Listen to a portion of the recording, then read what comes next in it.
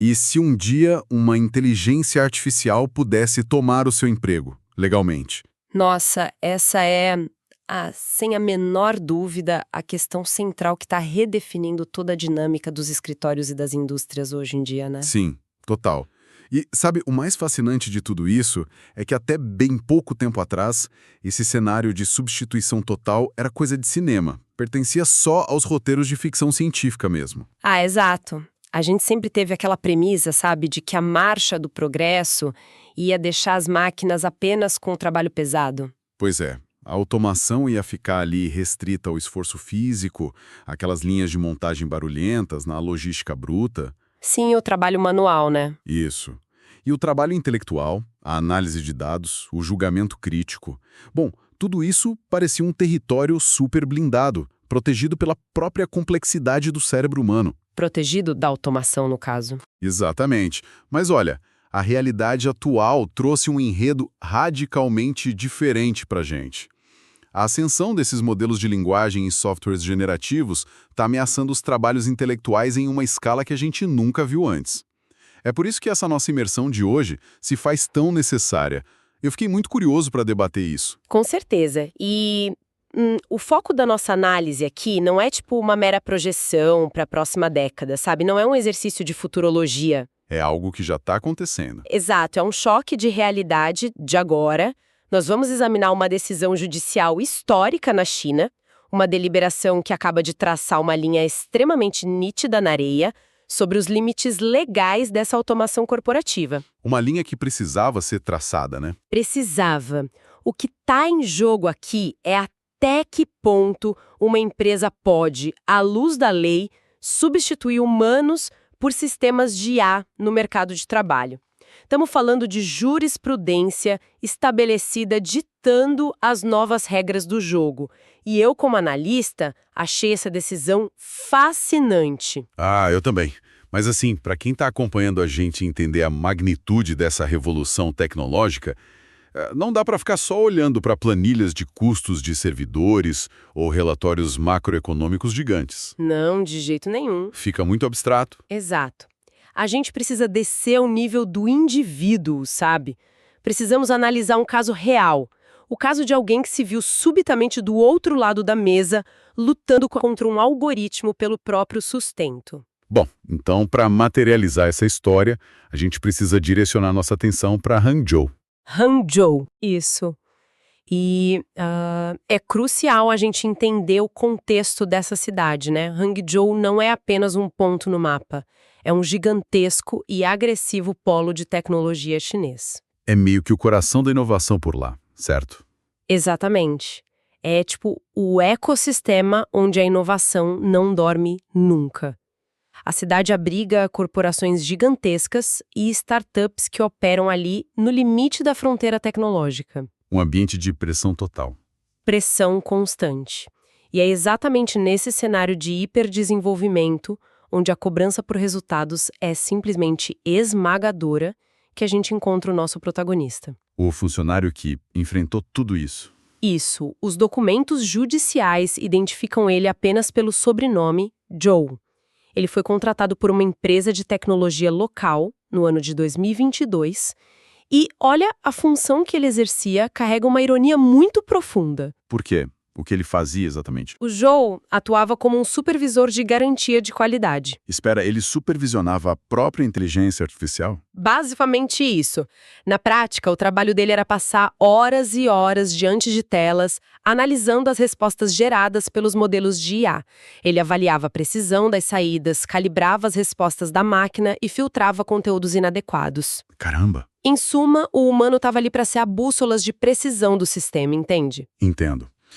E vale a pena a gente dar um passo atrás aqui para explicar a mecânica da coisa para quem está ouvindo. Por que o modelo de IA de ponta precisaria de um humano como usou? É uma ótima pergunta. É que esses sistemas, na sua essência, são motores de probabilidade. Eles não sabem o fato de verdade, tipo um humano saberia. Eles só calculam a próxima palavra, né? Exata. Eles calculam matematicamente qual palavra tem a maior chance de vir a seguir, usando bilhões de textos de treinamento. Eles não têm noção do que é verdade ou mentira. Então, a supervisão que o Zhou exercia era o que o mercado chama de alinhamento. Ele estava ensinando o modelo a se comportar. Isso, ensinando a se manter dentro dos parâmetros aceitáveis para o produto daquela empresa. Sabe o que isso me lembra? Me veio uma analogia muito clara na cabeça. Qual? Isso soa muito como aquele artesão habilidoso lá do século XVIII, sabe? Que é contratado para calibrar e treinar a nova máquina de tear mecânico que em muito breve vai roubar o lugar dele na fábrica. Nossa, sim. E aí, depois que a máquina finalmente aprende a tecer perfeitamente, a fábrica simplesmente vira para o artesão e diz que a culpa da demissão dele é de uma reestruturação natural. Olha, a mecânica por trás dessa sua analogia é perfeita. É exatamente isso. Porque o trabalho do Zhou foi fundamental para que o sistema fechasse as próprias lacunas de erro. O sistema foi atingindo um ponto de sofisticação onde a empresa, avaliando de forma puramente matemática e financeira, percebeu que aquela supervisão intensiva já não era mais necessária. A máquina, teoricamente, já estava pronta para rodar sozinha. Teoricamente, sim. Pronta para rodar com bem menos atrito humano. E foi aí que a diretoria tentou impor uma mudança drástica e unilateral no contrato dele. Eles tentaram rebaixar ele de cargo, não foi? Tentaram rebaixar de cargo e, simultaneamente, aplicar um corte terrível de 40% no salário dele. 40%? Nossa, isso é uma redução brutal para qualquer um. Quebra as pernas de qualquer profissional. Absurdo, né? E quando o Zhou, muito logicamente, recusou essa alteração contratual que era esmagadora, a empresa simplesmente o demitiu. A justificativa oficial foi reestruturação e diminuição da necessidade de pessoal. Bom, e para a gente manter a neutralidade total dos fatos na nossa análise, é fundamental pontuar que a corporação chegou a pagar uma indenização inicial no momento da rescisão. Sim, eles seguiram ali o trâmite de desligamento padrão, pagaram o que era devido de imediato. Exato. Só que o Zhou olhou para toda aquela situação e decidiu que aquela justificativa corporativa de que a inovação anula o contrato simplesmente não tinha respaldo na lei. Ele não aceitou calado. Não aceitou. Ele levou a empresa aos tribunais. E é bem nesse ponto que a disputa deixa de ser tipo um probleminha de recursos humanos da empresa e se torna uma questão de jurisprudência nacional. A batalha legal começou e o Zhou venceu logo na primeira instância. Mas a empresa não deixou barato, né? De jeito nenhum. A corporação contestou fortemente. A defesa deles foi baseada no princípio de que a modernização, a busca por eficiência e o corte de custos são direitos inalienáveis da gestão do negócio. Um argumento clássico do mercado corporativo. Muito clássico. O processo escalou até o Tribunal Popular Intermediário de Hangzhou. E, num veredito que pegou muita gente do setor de tecnologia completamente de surpresa, ambos os tribunais foram unânimes. Eles declararam a demissão sumária como ilegal. Mas olha, aqui eu preciso fazer o papel de advogado do diabo só para a gente tensionar a discussão. Vai em frente. Porque assim, há uma fricção evidente aí. Do ponto de vista puramente capitalista e da gestão de negócios, implementar um software que custa uma fração do valor e reduz o quadro de funcionários não seria a própria definição de uma reestruturação objetiva de mercado. Por que o tribunal viu isso de forma diferente? Ah, essa é a grande questão. A resposta para isso está na arquitetura rígida das leis trabalhistas chinesas.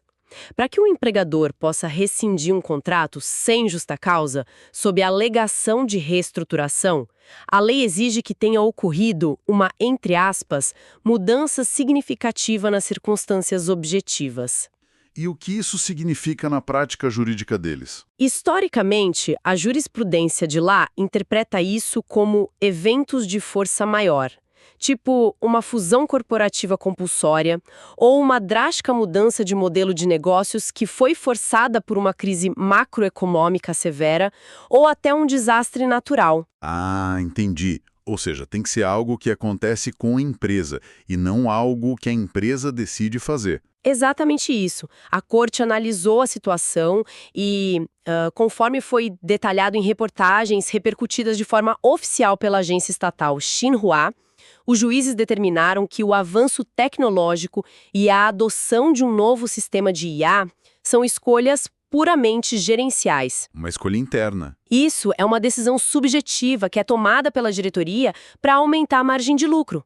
Não é uma fatalidade imposta pelo mercado ou um desastre inescapável que torne, nas palavras da lei, impossível a continuidade do contrato de trabalho.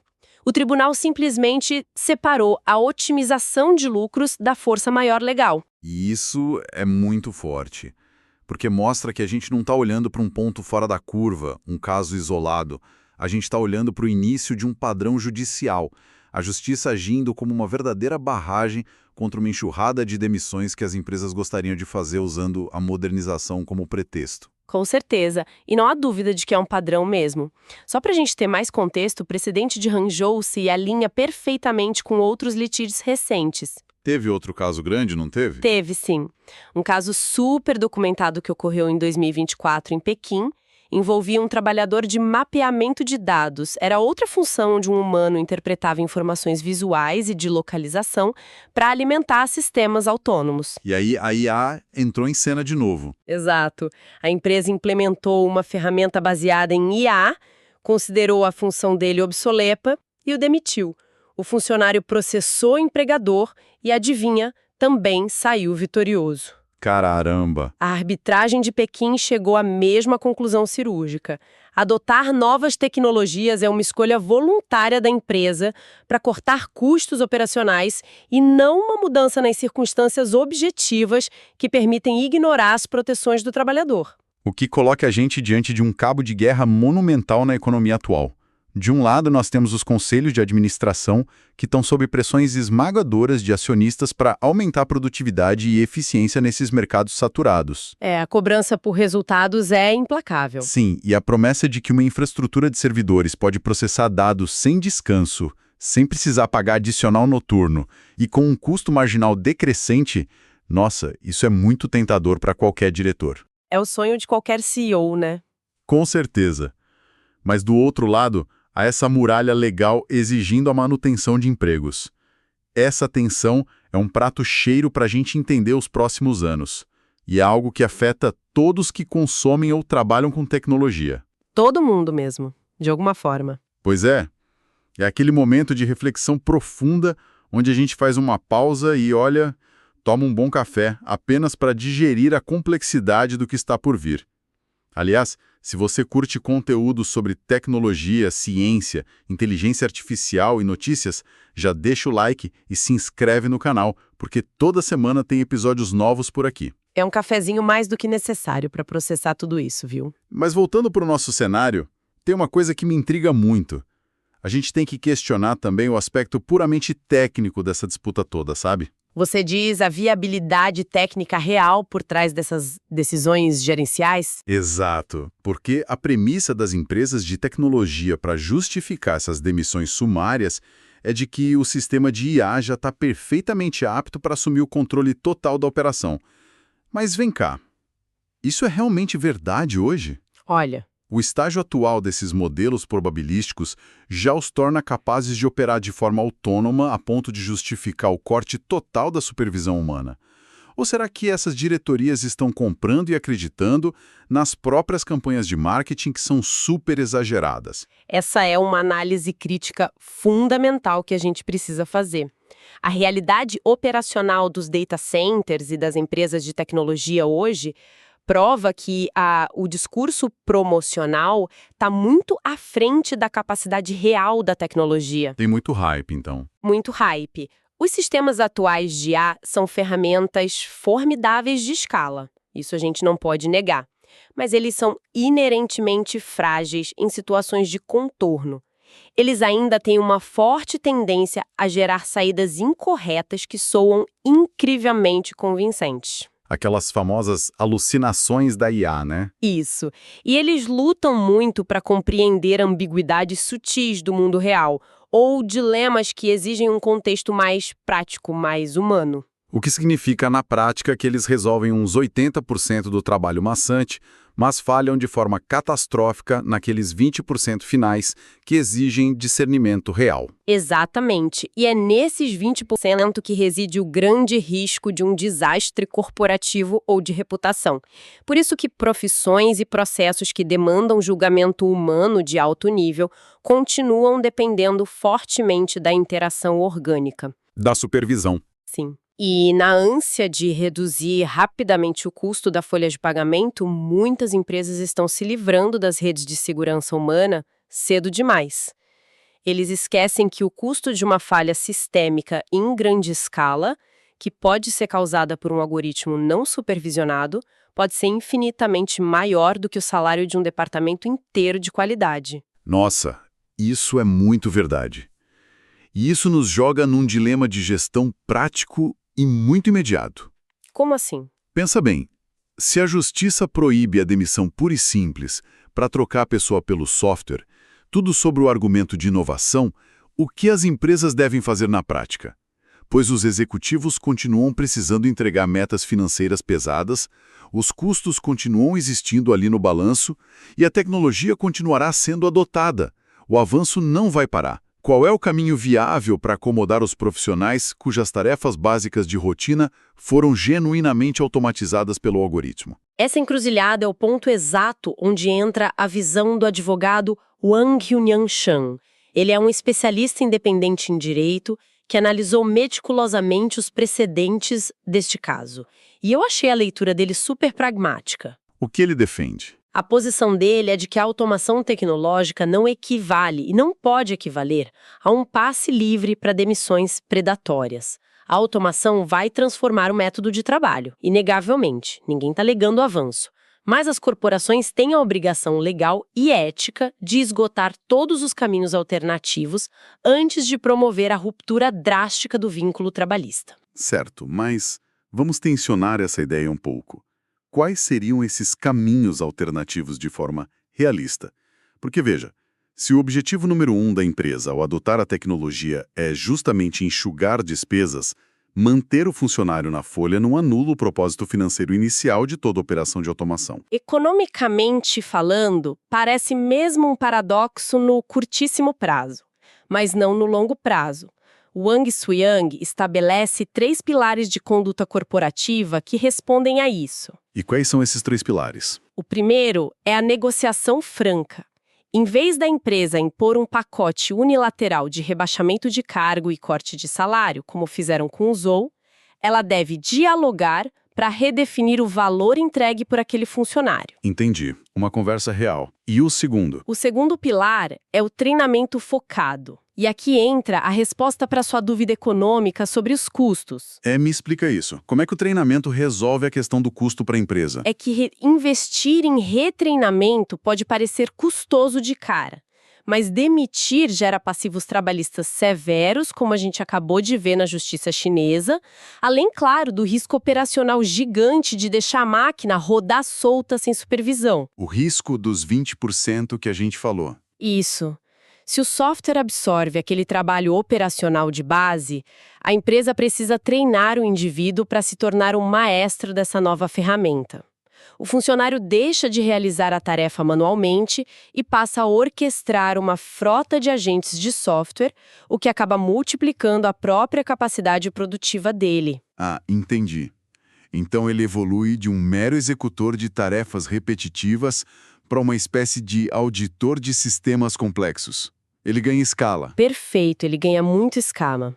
O que nos leva ao terceiro pilar que o especialista aponta, que é a realocação estruturada. Como funcionaria essa realocação? Seria transferir esse capital humano para áreas onde a sensibilidade, a criatividade e a avaliação crítica sejam fundamentais, coisas que a máquina ainda não simula com segurança.